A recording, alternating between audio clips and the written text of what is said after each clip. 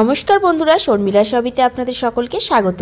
আজ আমি Christmas special কেকের রেসিপি নিয়ে হাজির হয়ে গেছি আপনাদের সামনে। আজকের রেসিপিতে আমি দেখাবো ডিম ছাড়া আপনারা বাড়িতে খুব সহজে কিভাবে কেক বানাবেন। ভিডিওটি প্রথম থেকে শেষ পর্যন্ত দেখার অনুরোধ রইল সকলের কাছে। আমি যেভাবে প্রসেসগুলো ফলো করেছি আপনারাও এইভাবে প্রসেসটা ফলো করবেন, তাহলে আপনাদের কেক কিন্তু একদম পারফেক্ট রেডি হয়ে যাবে বাড়িতেই। চলুন ভিডিওটি শুরু করা যাক। কেক বানানোর জন্য দেখুন এখানে সমস্ত রকম ড্রাই ফ্রুটস আমি নিয়ে নিয়েছি। আপনারাও আপনাদের কাছে যেরকম ড্রাই ফ্রুটস অ্যাভেলেবেল থাকবে সেই রকমই ড্রাই ফ্রুটস এখানে ব্যবহার করবেন। আমি এখানে সমস্ত কিছু ড্রাই ফ্রুটসই ব্যবহার করার চেষ্টা করেছি। এবার এই ড্রাই ফ্রুটসগুলোর মধ্যে আমি দিয়ে দেব ফ্রেশ অরেঞ্জ জুস। আপনারা যদি ফ্রেশ অরেঞ্জ জুস বাড়িতে বানাতে না পারেন তাহলে মার্কেট থেকে কিনে এনেও সেই অরেঞ্জ জুস আপনারা এখানে ব্যবহার করতে পারেন।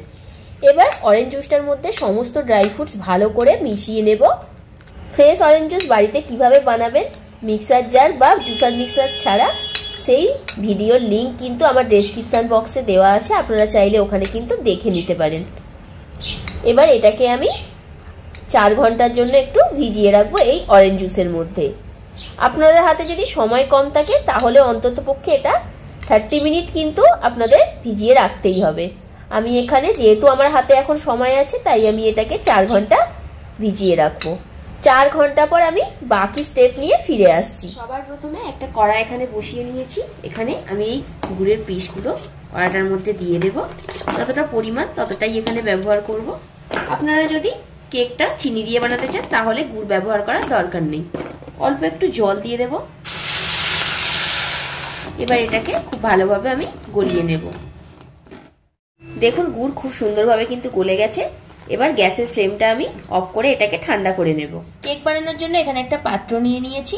আজ আমি ডিম ছাড়া আপনাদের কেক করে দেখাবো, তাই এখানে টক দই আগে নিয়ে নিলাম। এরপর একটা চামচ দিয়ে টক দইটাকে ভালো করে আমি ফেটিয়ে নিচ্ছি। টক দইটা ভালো করে ফেটানো হয়ে গেলে 1 কাপের মতো তেল এখানে দিয়ে দেব। এখানে আমি সাদা তেল ব্যবহার করেছি, আপনারা যদি চান তো এখানে বাটারকেও গলিয়ে ব্যবহার করতে পারেন। এরপর ভালো করে সমস্তটা মিশিয়ে নেওয়ার পর আগে থেকে যে গুড়টা আমি গলিয়ে রেখেছিলাম সেই গুড়টা পরিমাণ মতো দিয়ে দিলাম। গুড়টাকেও ভালো করে আমি মিনিট 5 ধরে মিশিয়ে নিলাম। এরপর এখানে দিয়ে দেব 1 চামচ ভ্যানিলা এসেন্স। ভ্যানিলা এসেন্স দেওয়ার পরেও ভালো করে সমস্তটা মিশিয়ে নিচ্ছি। এরপর যখন মেশানো হয়ে যাবে তারপর আগে থেকে ভিজিয়ে রাখা ড্রাই ফ্রুটসগুলো আমি এখানে দিয়ে দেব। ড্রাই ফ্রুটসগুলো দেওয়ার পর ভালো করে আমি সমস্তটা মিশিয়ে নেব। তবে একটা জিনিস খেয়াল রাখবেন, মেশানোটা কিন্তু অবশ্যই পারফেক্ট হতে হবে। এরপর দিয়ে দেব 1 কাপ আটা। আমি এখানে আটা ব্যবহার করছি, আপনারা চাইলে কিন্তু এখানে ময়দা ব্যবহার করতে পারেন। এরপর 1 চামচ বেকিং পাউডার, 1/2 চামচ নুন, 1/2 চামচ কুকিং সোডা বা খাবার সোডা দিয়ে ভালো করে ছাঁকনির মধ্যে ছেঁকে নিয়ে সমস্তটা এবার ভালো করে আমি মিশিয়ে নেব এই ব্যাটারটার সাথে।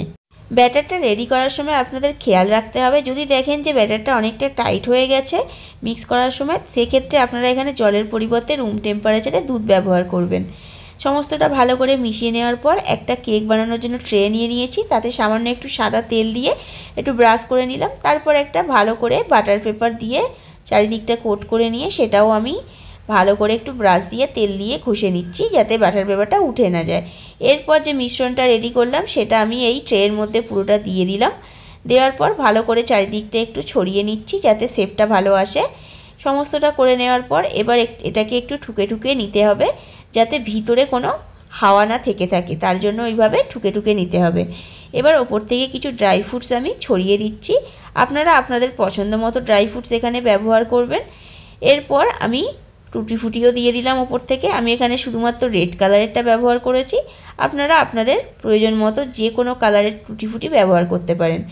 এরপর আমি এটা এয়ার ফ্রায়ারে যেহেতু করছি আগে 5 মিনিটের জন্য প্রিহিট করে নিয়েছিলাম 180 ডিগ্রি সেন্টিগ্রেডে। এরপর আমি ওটা ভিতরে দিয়ে 20 মিনিটের জন্য বেক করতে দিয়ে দিলাম। আমি এখানে কেকটা এয়ার ফ্রায়ারে বেক করেছি বলে 20 মিনিট সময় লেগেছে। আপনারা যদি এটা গ্যাসে করতে চান তাহলে কিন্তু আপনাদের কমপক্ষে এটা 30 মিনিট ধরে বেক করে নিতে হবে। দেখুন খুব সুন্দরভাবে কেকটা কিন্তু বেক হয়ে গেছে। আজকের এই ডিম ছাড়া যদি কেকের রেসিপিটি আপনাদের ভালো লাগে তাহলে ভিডিওটিতে লাইক, কমেন্ট অ্যান্ড শেয়ার করবেন আর চ্যানেলটিকে সাবস্ক্রাইব করে আমার পাশে থাকবেন।